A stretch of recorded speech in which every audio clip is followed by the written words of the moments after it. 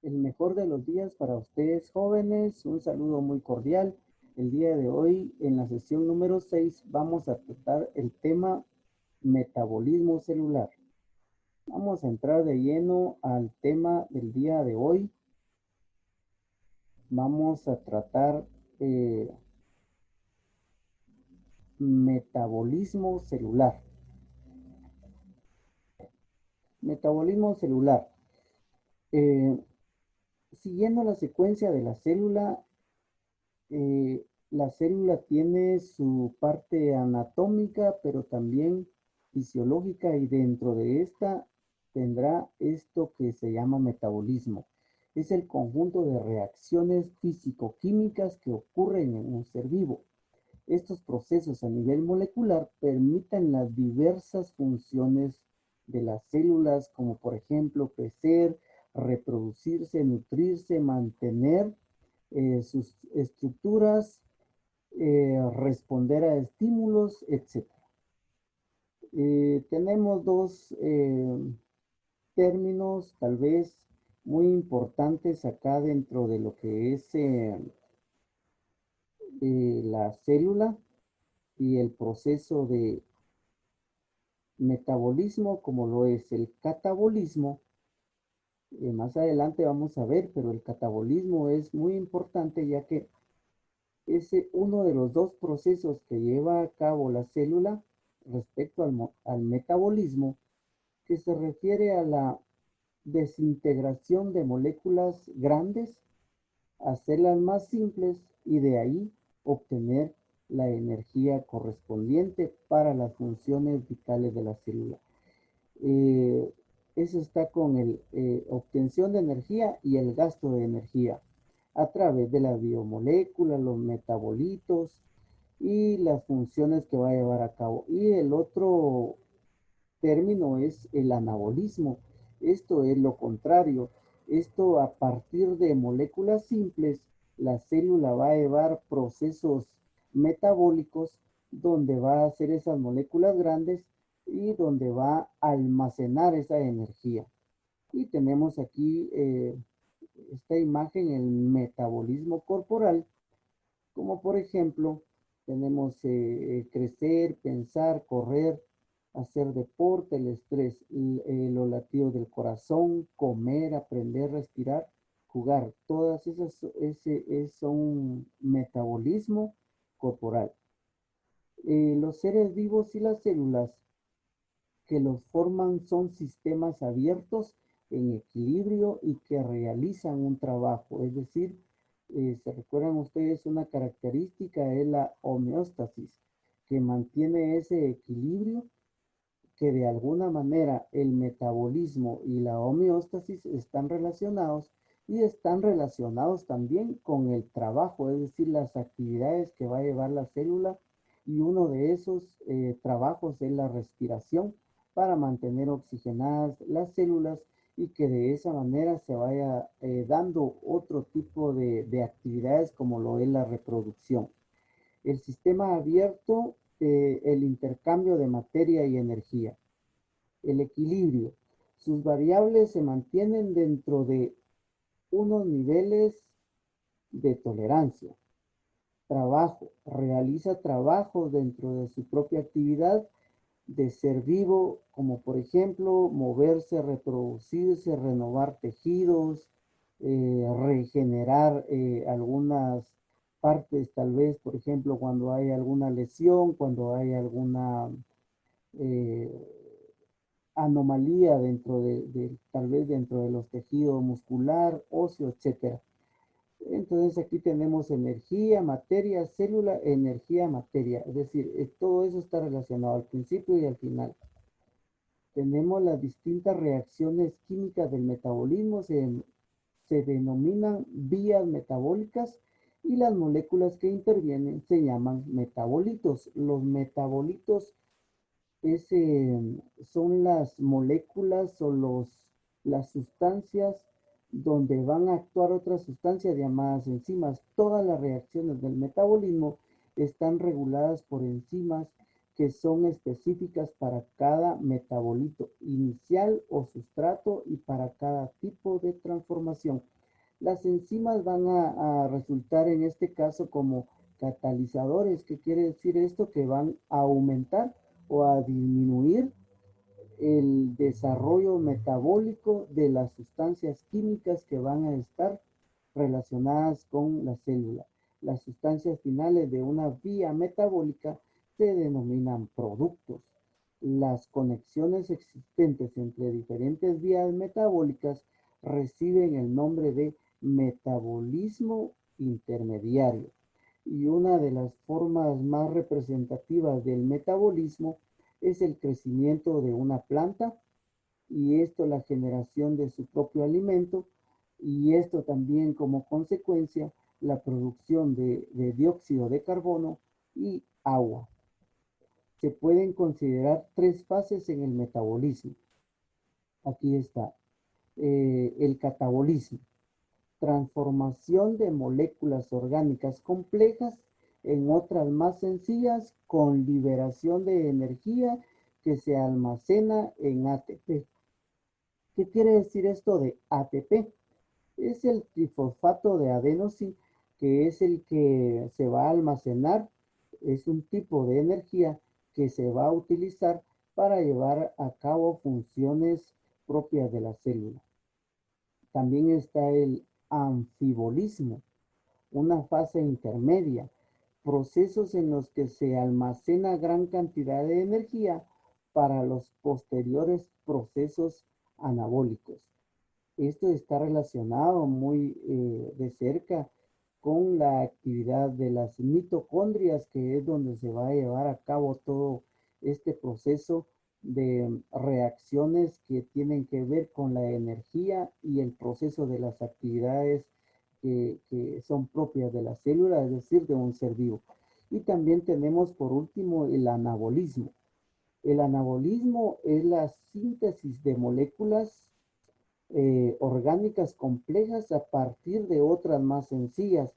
Se necesita suministrar energía en forma de ATP. Aquí no almacena, sino que aquí se necesita la energía para poder agrupar todas esas, digamos, los aminoácidos, por ejemplo, que son las unidades básicas de las proteínas, y se van a unir por medio de este proceso anabólico y van a formar de alguna manera moléculas grandes y se van a almacenar como tejido muscular.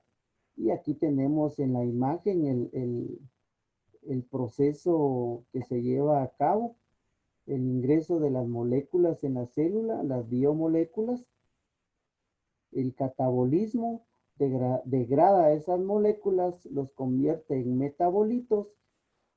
Aquí tenemos la parte intermedia que es el anfibolismo, donde se obtiene la energía como un impulso en forma de ATP o de estas otras sustancias, el guanosín trifosfato y el doble dinucleótido aquí también relacionado con la adenosina.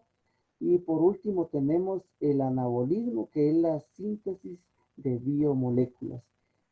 Son las funciones vitales en el gasto de energía y esto con la consecuencia de la producción de calor, y como consecuencia esto tiene mucha relación con guardar energía o liberar energía. Veamos los tipos de metabolismo. Las células se encuentran siempre en un proceso constante de autodestrucción, pero también de autorregeneración. Sobre todo cuando se está en la etapa de crecimiento, en el caso de los seres humanos, estos procesos metabólicos ayudan a que las células de alguna manera que ya no tienen ninguna función que va a beneficiar al organismo, se vayan muriendo, pero atrás de eso también se están regenerando otra gran cantidad de células. Aquí tenemos el sustrato inicial. El sustrato inicial puede ser un carbohidrato, regularmente es un carbohidrato, pero también está relacionado con las proteínas y los lípidos. Tenemos la enzima número 1, que como ya dijimos, la enzima es esa sustancia química que va a ser específica para degradar, por ejemplo, carbohidratos y un tipo específico de carbohidratos. Luego tenemos los metabolitos, que ya son las sustancias que va a degradar la enzima número 2. Luego tenemos la enzima número 3, donde va a estar relacionado con el producto final. Y aquí tenemos el mismo esquema. El metabolismo forma una unidad, aunque se estudia fragmentada en rutas o vías metabólicas. Las vías metabólicas son estas. Aquí hay una vía metabólica, digamos, lineal, y aquí está una vía metabólica de forma cíclica, ¿verdad? De una forma cíclica. La diferencia de la lineal y la cíclica es de que en la lineal eh, no siempre el producto final está relacionado con las moléculas con las que se iniciaron. En cambio, en la cíclica, en muchas ocasiones el sustrato inicial está relacionado con el producto final. Las rutas metabólicas no son independientes entre sí, poseen encrucijadas comunes. Un mismo metabolito común a dos rutas podrá seguir por una o por otra en función de las condiciones celulares. Tenemos acá la ruta metabólica lineal, lo que les estaba diciendo, el producto de una reacción es a su vez el reactivo de la siguiente, es decir, está muy relacionada con el sustrato anterior o el metabolito anterior en la secuencia lineal. Y en las rutas ramificadas, en este caso, eh, el metabolito intermediario participa en dos o más rutas, es decir, en este caso, las rutas que va a tomar el metabolito puede ser a la derecha o a la izquierda, abajo o hacia arriba, que va a ser el mismo metabolito que va a tener dos reacciones diferentes, pero que al final va a ser de alguna manera, digamos, la misma función de obtener energía, almacenar energía, y que está relacionada también con eh, degradar moléculas grandes, o también va a ser sintetizar. Al final de cuentas, las dos rutas que tome va a ser al final eh, lo mismo, solo que con dos rutas diferentes. En la ruta metabólica cíclica, cada vez que funciona un ciclo, se gasta una molécula de A y se forma una de Z, pero los intermediarios no se consumen. Acá está. Al final de cuenta, esto está relacionado que al final va a tener lo mismo, ahí va a estar, por eso se llama cíclico. Terminan y vuelve otra vez a activarse el mismo metabolito o el mismo sustrato, en este caso AZ, va a llevar a cabo todo este ciclo. A, por ejemplo, va a llevar todo este ciclo, va a llegar a Z y nuevamente va a empezar con la A, y así se va a mantener como el ciclo del agua. Para crecer y desarrollarse, todos los seres vivos necesitan incorporar materia y energía, y en función de estas clasificamos los distintos tipos de metabolismo de los seres vivos. Eh, en química, la materia está relacionada con todo aquello que ocupa un lugar en el espacio. Aquí en biología podemos decir materia si la fuente de carbono es el dióxido de carbono, es decir, el CO2 atmosférico, o carbono inorgánico, se habla de un metabolismo autótrofo. En este caso, el claro ejemplo y muy típico y particular sería la fotosíntesis, ¿verdad? En este caso, la fotosíntesis toma el dióxido de carbono de la atmósfera y de ahí va a tener su alimento, por eso se va a llamar metabolismo autótrofo.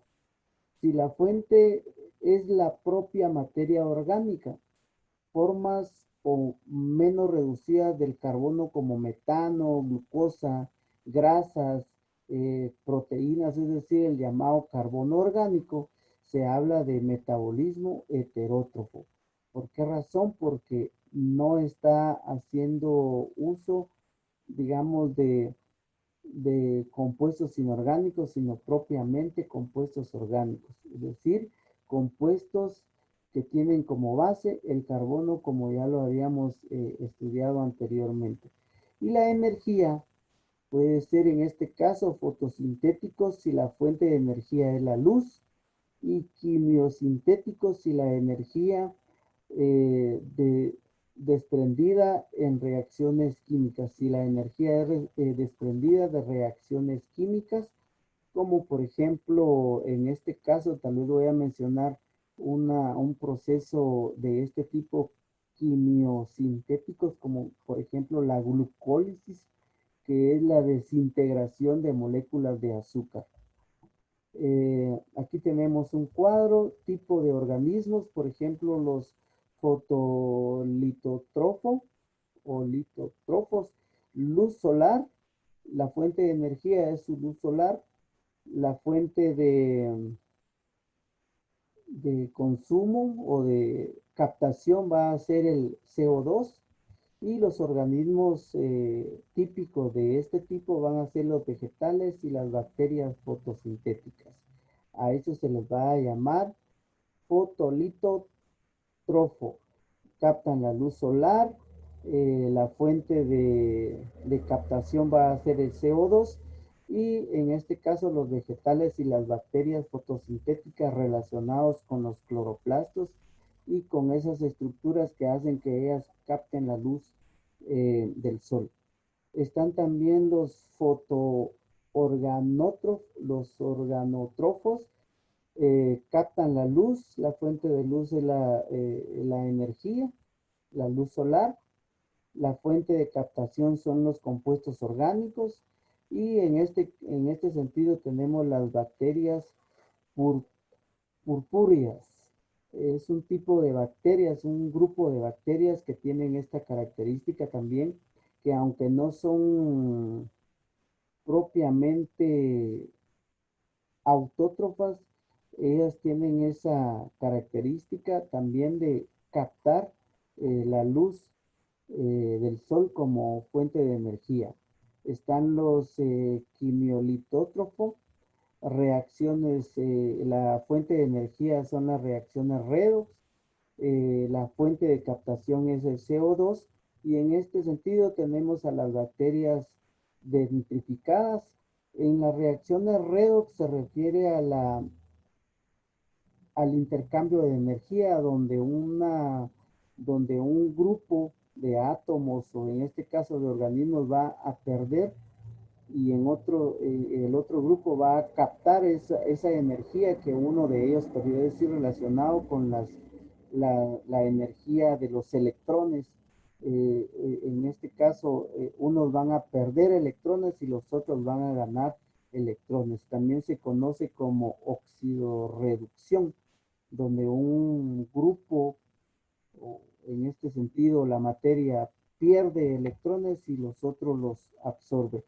Están también los organótrofos, reacciones redox. En este sentido, también las reacciones redox. La fuente de captación son los compuestos orgánicos y están relacionados con animales y hongos. Tenemos aquí el esquema de un autótrofo fotótrofo. Tenemos aquí la captación de la energía. Aquí se van a formar las biomoléculas, donde se va a dar el proceso anabólico y el proceso catabólico, es decir, anabolismo y catabolismo, donde unos forman estructuras y donde otros forman o realizan actividades vitales donde gastan la energía. En cambio, en este sentido, aquí se forman las estructuras para guardar esa energía para procesos que van a ser más adelante. En este sentido, los autótrofos, ¿verdad? Los heterótrofos, la quimio, el quimiótrofo o quimiotrofa, son también necesarias las biomoléculas orgánicas. Aquí el anabolismo también forma estructuras, el catabolismo también lleva a cabo actividades vitales. Vamos a recordar siempre el anabolismo. El anabolismo está relacionado con que de sustancias simples va a formar sustancias grandes, y el catabolismo de sustancias grandes va a formar sustancias pequeñas que le va a servir para agenciarse de energía y así poder llevar a cabo sus funciones vitales. Y en los dos casos tenemos como producto de desechos CO2, agua, y también puede ser otros desechos. Control del metabolismo, el control bioquímico. Las sustancias que intervienen en el metabolismo celular son muy estables a temperatura ambiente. Sin ayuda, no reaccionarían o lo harían tan lentamente que no sería posible la vida. Esta dependencia de ayuda es paradójicamente una gran ventaja, ya que permite al organismo regular qué reacciones se han de dar y en qué momento, es decir, el control bioquímico del metabolismo. Y volvemos otra vez al ejemplo de la fotosíntesis que es vital para el proceso del desarrollo de la vida en todo sentido. Eh, Desde luego que el control bioquímico en este sentido está muy relacionado con los fotones que irradia el sol, y que las temperaturas en las plantas pues son captadas también por ciertos orgánulos que tienen las plantas en este caso, y que van a dar lugar a el proceso del desarrollo y la fabricación en este sentido de las plantas de su propio alimento. El control hormonal o sistema endocrino. El elemento fundamental de este sistema de control son las hormonas, que actúan específicamente sobre determinadas células como mensajeros químicos, regulando el metabolismo interno. Es decir, las hormonas de alguna manera también funcionan como enzimas, es decir, como sustancias químicas que van a ayudar a aumentar o a disminuir, en este sentido, regular el proceso de cierto tipo de metabolismo. Muchas sustancias químicas dependen de energía calorífica. Son las reacciones exergónicas. Este desprendimiento se debe a que la energía interna de los reactivos, energía química de los enlaces, es mayor que la energía interna de las sustancias producidas, es decir, los productos que al final de cuentas se van a dar luego de la línea metabólica que ha seguido el organismo o las sustancias químicas. Estas reacciones no se dan de forma espontánea, porque para iniciar una reacción primero es necesario suministrar la energía suficiente para debilitar los enlaces de los reactivos y posibilitar así su ruptura o rotura. En este caso, se van a romper esos enlaces químicos. En química, tal vez ya lo vieron ustedes, los enlaces químicos covalentes y los enlaces químicos iónicos. Para eso se necesita cierta cantidad de energía para romper esos enlaces y llevar a cabo los procesos que en este sentido estamos trabajando o estudiando, que son los procesos metabólicos, los reactivos y los productos. Energía interna de los reactivos mayor que la energía interna de los productos. Y aquí tenemos nosotros como la sinergia de este proceso, que son como engranajes que van dando vuelta para poder debilitar y romper los enlaces, en este caso de la glucosa, para volverlo otro tipo de compuestos como las kilocalorías, ¿verdad? Y para eso se necesita el ATP. El ATP en los procesos de metabolismo es muy importante, ¿verdad? El trifosfato de adenosina, es decir, hay tres átomos de fósforo incluidos en esa sustancia química. Este paso intermedio que requiere un aporte de energía recibe el nombre de estado de transición y en él hay tantas posibilidades de que las moléculas acaben formando el producto como de que retrocedan. Es decir, no siempre el proceso va a ir hacia adelante, sino que si no se logran romper esos enlaces químicos, el proceso puede retroceder como eh, por los campos magnéticos que van a tener las sustancias. Aquí tenemos el esquema, los reactivos, energía de activación. La energía de activación se va a referir que va a elevar el proceso relacionado con las kilocalorías, ¿verdad? La energía de activación para poder eh, empezar el proceso metabólico, estado de transición donde se está transmitiendo esa energía por medio de los electrones y va a tener los productos, pero en muchos de estos casos o en algunos casos no es posible la transición de la energía necesaria, entonces regresa a los reactivos. Ejemplo, tirar por la ventana un objeto que está sobre el suelo.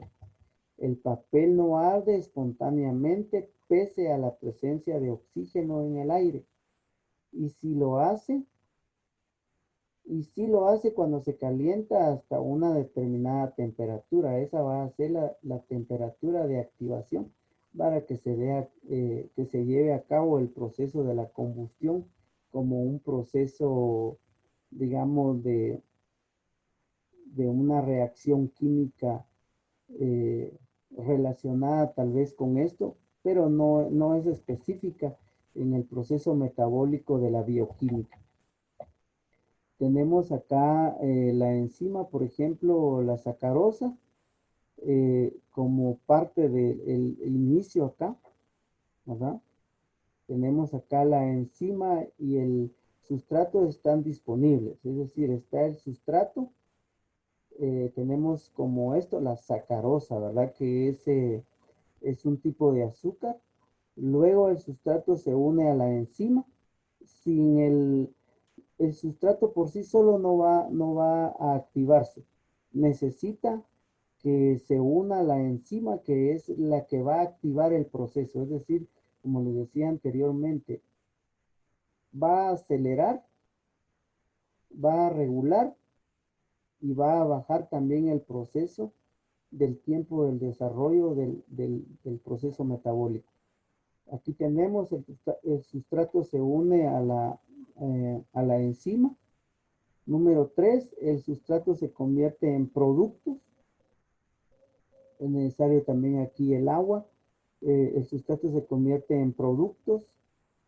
Se liberan los productos, en este caso fructosa y glucosa. De un polisacárido se sacaron dos monosacáridos, en este caso la fructosa y la glucosa. Esos son los productos finales de este proceso metabólico que, como ustedes pueden ver o pueden notar acá, está el sustrato, que en este caso era un polisacárido, la sacarosa, y la enzima va a ser en este caso un oxidante para que esos enlaces covalentes se vayan a romper y se transformen en dos productos diferentes. Miremos las enzimas. Para acelerar una reacción química también hay dos soluciones. Calentar los reactivos, es decir, aumentar la temperatura. Añadir un catalizador. Un sustrato se une al centro activo de la enzima mediante enlaces débiles, fuentes de hidrógeno e interacciones electrostáticas, hidrofóbicas y de Van der Waals. Esos están relacionados con otro tipo de enlace. Los puentes de enlace, por cierto, en los productos orgánicos o los compuestos orgánicos son los que van a estar relacionados en rompimiento del proceso metabólico. Y los hidrofóbicos relacionados con el agua y las corrientes de Van der Waals. También son enlaces débiles que siempre están relacionadas con el hidrógeno y con el oxígeno. En los seres vivos, un aumento de temperatura podría provocar la muerte, por lo que se sigue el segundo mecanismo, es decir, el concurso de catalizadores biológicos o biocatalizadores. Las moléculas que desempeñan esta función son las enzimas. Entonces, por favor, acá debemos de tener muy en cuenta que las enzimas son los catalizadores, es decir, aumentan o disminuyen las reacciones metabólicas en un ser vivo. En este caso, un ejemplo podría ser, por ejemplo, cuando se va a hacer un asado, las enzimas va a ser como por ejemplo el jugo de la piña, que va a aumentar el proceso de la degradación del tejido proteínico que ésta tiene para suavizarla. Y si se deja solo así, desde luego que se va a suavizar, pero va a tardar más.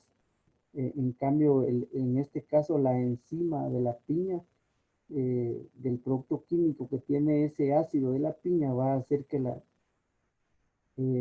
absorba y que vaya rompiendo esas moléculas proteínicas para suavizar, en todo caso, el pedazo de carne. Las enzimas. Las enzimas son catalizadores de las reacciones biológicas. Actúan rebajando la energía de activación y por tanto acelerando la velocidad de la reacción, la cual se puede medir por la cantidad de productos que se forman por unidad de tiempo.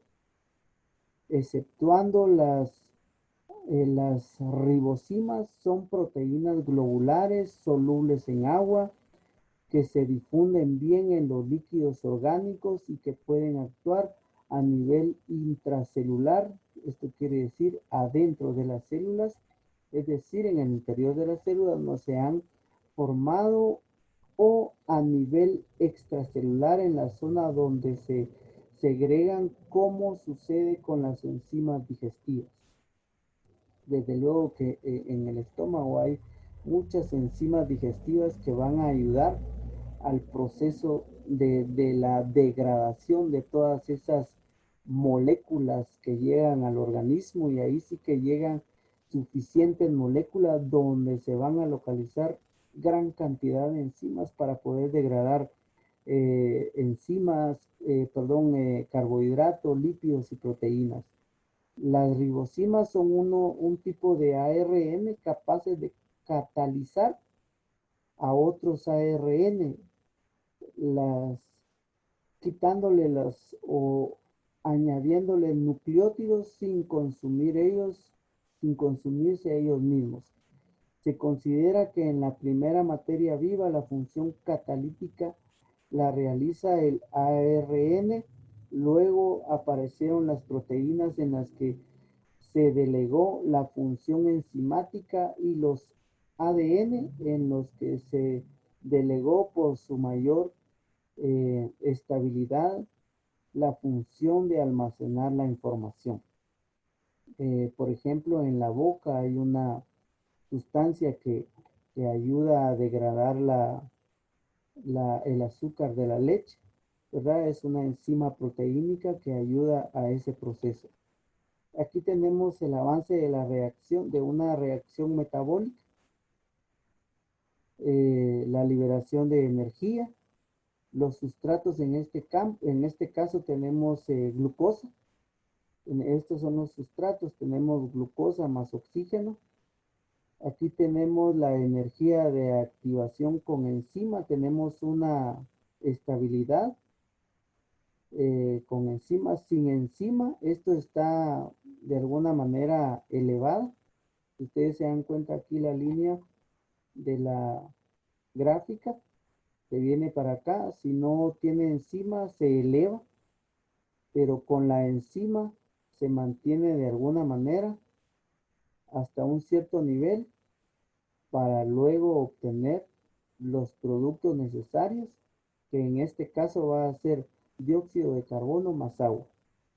En este sentido, también en los productos, por ejemplo, en los alcoholes, se ve mucho este proceso de las enzimas porque para obtener los diferentes tipos de alcoholes se necesita una energía de activación con cierta cantidad de enzimas para poder regular el proceso en tiempo y cantidad energética. Las enzimas cumplen las dos características de todos los catalizadores. Incluso en cantidades muy pequeñas, aceleran la reacción. No se obtiene más productos, sino la misma cantidad en menos tiempo, lo que yo les decía, relacionado con la cantidad, es decir, el espacio y el tiempo. Esas enzimas van a lograr que siempre se dé el mismo resultado al final. No se consume durante la reacción biológica, queda como parte intocable que puede servir para otros procesos más adelante. Además, a diferencia de los catalizadores no biológicos, las enzimas presentan estas características. Son muy específicas. Eh, pueden actuar en una reacción determinada sin alterar otras. Actúan siempre a temperatura ambiente, la temperatura del ser vivo. Son muy activas. Algunas consiguen aumentar la velocidad de reacción más de 1 millón de veces y muy superior a los catalizadores no biológicos. Presentan un proceso molecular muy elevado. Dada su naturaleza proteínica, su síntesis implica una codificación genética. Aquí hay una situación en este sentido de las proteínas. Se dice de las proteínas que todas las proteínas son enzimas, pero no todas las enzimas son proteínas. Vean esto, todas las proteínas van a actuar como enzimas, pero no todas las enzimas son proteínas. Diferencia entre catalizadores biológicos y químicos. Los biológicos, por ejemplo, son específicos para una determinada reacción química o para un grupo de reacciones químicas o para un sustrato o grupo de sustratos. Los químicos, por el otro lado, aceleran cualquier reacción inespecífica. No tienen una especificación, no están especializadas para una reacción determinada.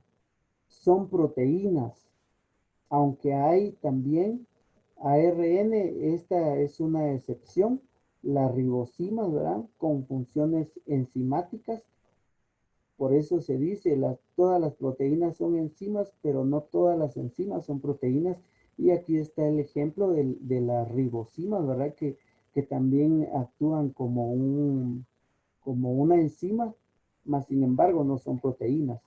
En los químicos son sustancias simples finalmente divididas. Son saturables, no son saturables en el caso de las químicas. Son altamente eficaces, son eficaces en bajas concentraciones, son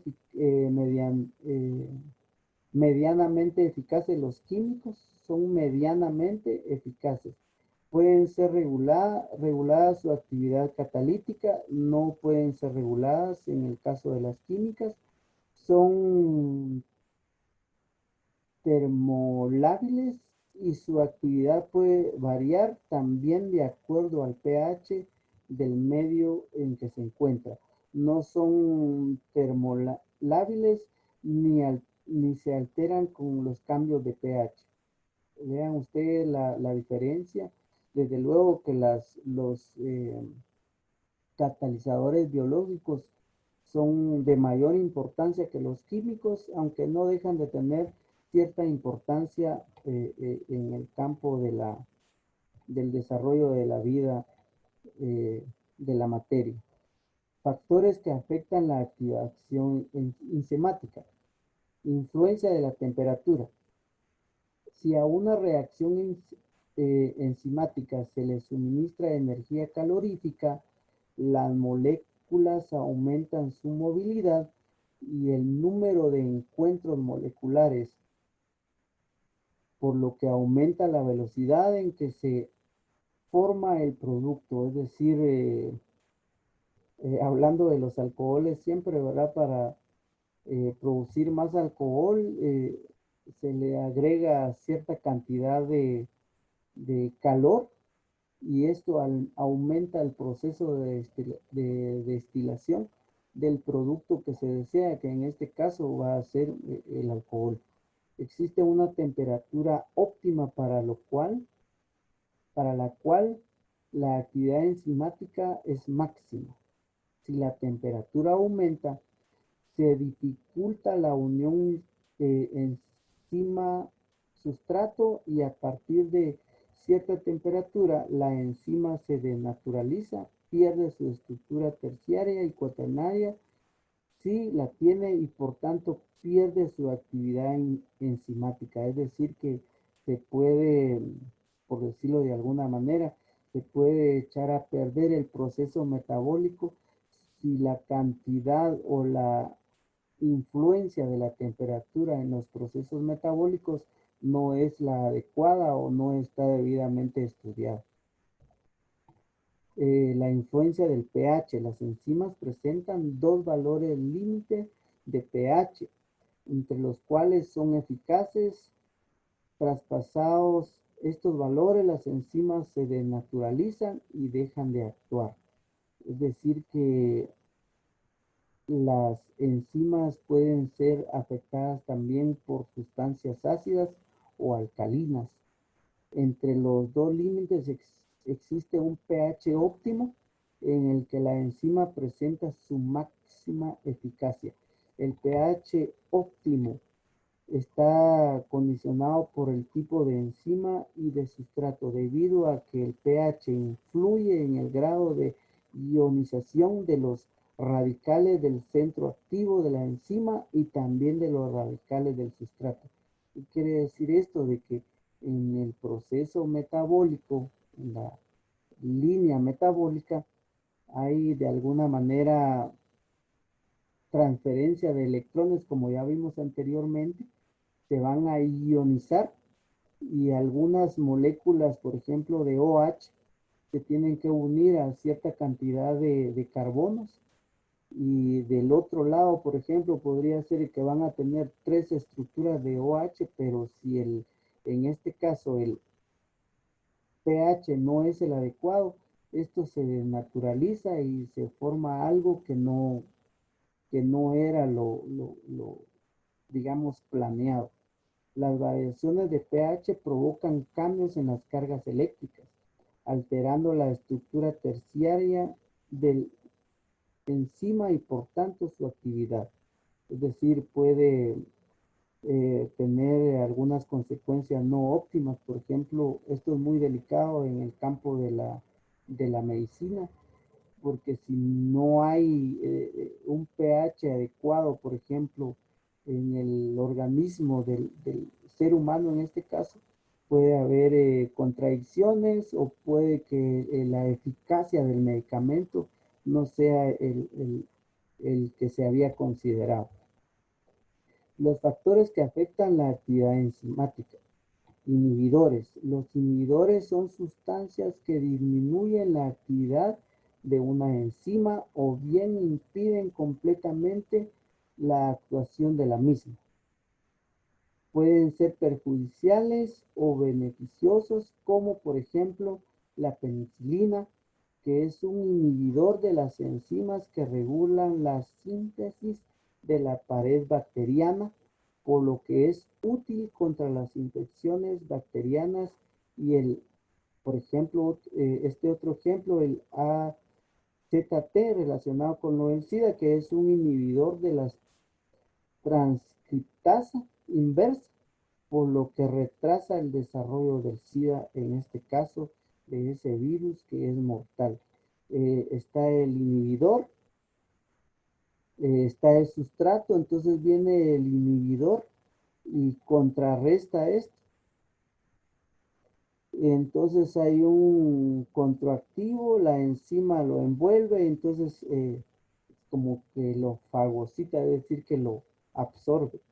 En este caso también tenemos el sustrato, el centro activo, el inhibidor, la enzima, entonces se adhiere ahí y de alguna manera esto hace que la acción de la sustancia que se requiere inhibir se pegue, ya no siga ¿cómo se llama? Su producción, su, digamos, su línea metabólica de dividirse, en este caso, las bacterias o en este caso el virus. Tenemos en este sentido también otros inhibidores, por ejemplo, los inhibidores por ejemplo, un antihistamínico. La histamina es una sustancia que está en el cuerpo, que da como alerta de alguna sustancia química que no es adecuada al cuerpo.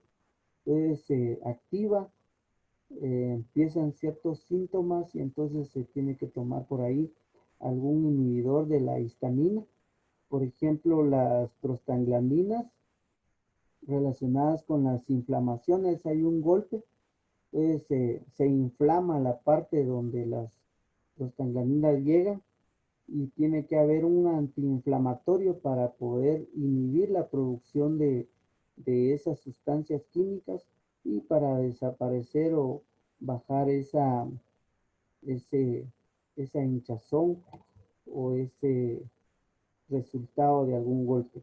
La concentración del sustrato. A mayor concentración del sustrato a una concentración fija de la enzima, se obtiene la velocidad máxima. Después de que se alcanza esta velocidad, un aumento en la concentración del sustrato no tiene efecto en la velocidad de la reacción. Es decir, está muy relacionado a mayor concentración, una concentración fija, se obtiene la velocidad máxima. Si hay más de lo adecuado, la velocidad se va a ver afectada y por consiguiente los productos también van a ser denaturalizados, van a ser de alguna manera eh, no con la efectividad que uno requiere o que el científico, en este caso que está haciendo el estudio, va a requerir. La concentración de la enzima, siempre y cuando haya sustrato disponible, un aumento en la concentración de la enzima aumenta la velocidad enzimática hacia cierto límite. La especialidad de las enzimas. La especialidad puede darse en varios grados. Número 1, especialidad absoluta. Se da cuando la enzima solo actúa sobre el sustrato. Por ejemplo, la ureasa solo actúa sobre la urea. Es decir, esto está relacionado, recuerden ustedes, en el aspecto de fluidos como la orina. Si hay aumento de esto, hay ahí alguna situación anómala, entonces hay que de alguna manera suministrar alguna enzima para que esto regule la cantidad de urea, en este caso de la orina. Especialidad de grupo. Se da cuando la enzima reconoce un determinado grupo de moléculas, por ejemplo, la alfa-glucosidasa, que actúa sobre todos los beta-glucósidos, glucósidos, perdón. Esto relacionado con el proceso de algunas azúcares que de alguna manera hay que regularlos. La especialidad de clase es la menos específica, dado que la actuación de la enzima no depende del tipo de la molécula, sino del tipo de enlace. Por ejemplo, las fosfatasas separan los grupos fosfato de cualquier tipo de molécula. Y ya casi para finalizar, tenemos nosotros las vitaminas que van a ser como enzimas, digamos, de segundo grado, van a ser coenzimas. Son moléculas muy variadas que pueden pertenecer a distintos grupos de principios inmediatos. Algunas son indispensables en la dieta, ya que no pueden ser sintetizadas por el organismo, excepto la vitamina B5. Otras vitaminas son necesarias para la actuación de determinados enzimas, ya que funcionan como coenzimas que intervienen en distintas rutas metabólicas y por ello una deficiencia en una vitamina puede originar importantes defectos metabólicos. Las cantidades necesarias son mínimas. Una dieta variada garantiza las necesidades del organismo. Las vitaminas, defecto a vitaminosis o hipovitaminosis relacionada con la deficiencia o ausencia de algún tipo de vitamina. Por ejemplo, la vitamina, en este caso la vitamina D, que va a afectar los huesos, el raquitismo en los niños. La vitamina, por ejemplo, la avitaminosis o hipovitaminosis de la vitamina B2 trae como consecuencia eh, la anemia. Y el exceso también, la hipervitaminosis también tiene sus consecuencias, ¿verdad? El aumento o el exceso en este sentido afecta de las dos formas, no solo en el sentido de específico de un tipo de células, por ejemplo, las células del sistema sanguíneo, sino también a procesos metabólicos propiamente en general. Ya casi para finalizar, jóvenes, las vitaminas se clasifican según su solubilidad en agua, en hidrosolubles, actúan como coenzimas o precursores de coenzimas, son las del complejo B y también las de vitamina C. Están las vitaminas liposolubles, no son solubles en agua y en disolventes polares. Son lípidos insaponificables. ¿Qué quiere decir? Se recuerdan ustedes que no son atacados por bases fuertes como el hidróxido de sodio o el hidróxido de potasio. Para formar la grasa no es posible. No suelen ser cofactores o precursores de otras sustancias. Son las vitaminas A, D, E y K. Finalizando ya, jóvenes, con la actividad el tema del día de hoy, solo me resta agradecerles el tiempo de la atención a esta clase y siempre estar pendientes la plataforma de Classroom, donde estaré compartiendo otras actividades para poder poner en práctica lo que ustedes han aprendido en este sentido y lo que ustedes posiblemente van a investigar. El mejor de los días para ustedes. Nos vemos en una nueva oportunidad.